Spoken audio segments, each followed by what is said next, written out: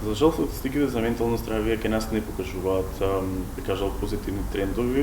особено од пандемијата па наваму некако презиците со ментално здравје се излегува на површината и кај младите, но и генерално кај популацијата, постојат голем број на истражувања. Токму врз база на тие истражувања се темелот и препораките кои што ги дава Националната стратегија за ментално здравје. Отприлика генералната слика дека скоро секој втор млад човек се соочува со некакви предизвици со своето ментално здравје. Тука статистиките варираат од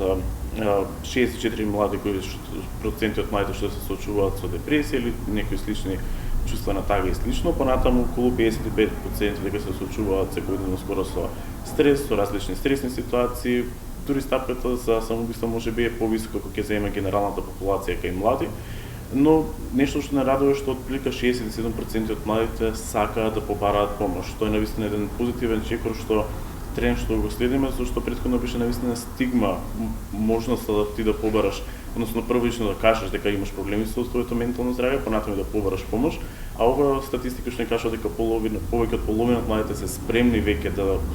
побараат помош. Мислам дека се ред на нас, на граѓанскиот сектор, на јавниот сектор, нели да понуди одговор на тие нивни потреби, за да може нели колку што е можно повеќе да се одговори позитивно на барањето на младите поврзани со нивното ментално здравје.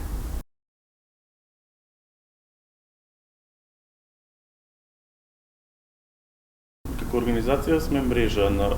други организации кои што работат со млади вкупно 51 и дел од нашите организации членки работат на ова прашање поврзано со менталното здравје директно во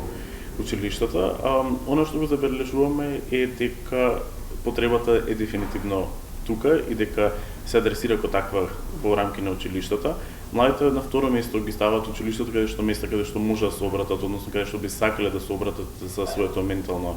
здравје. Од друга страна, кога низ теренската работа се воочува дека можеби наставниот кадар не е доволно опремен со знаење и вештини за да одговори на потребите на младите, а од друга страна состојбите што ги имам поврзани со стручните соработници, односно психолозите, педагозите или специјалните едукатори, велат дека тие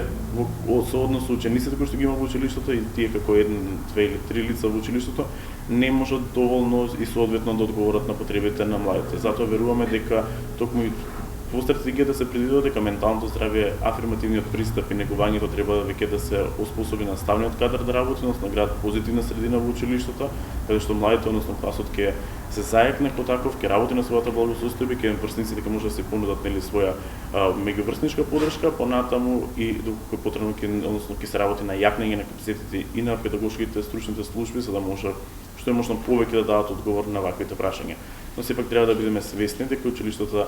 имаат ограничени ресурси, но сепак дека постои потенцијал кој што може да се искористи за да се надминат ваквите состојби.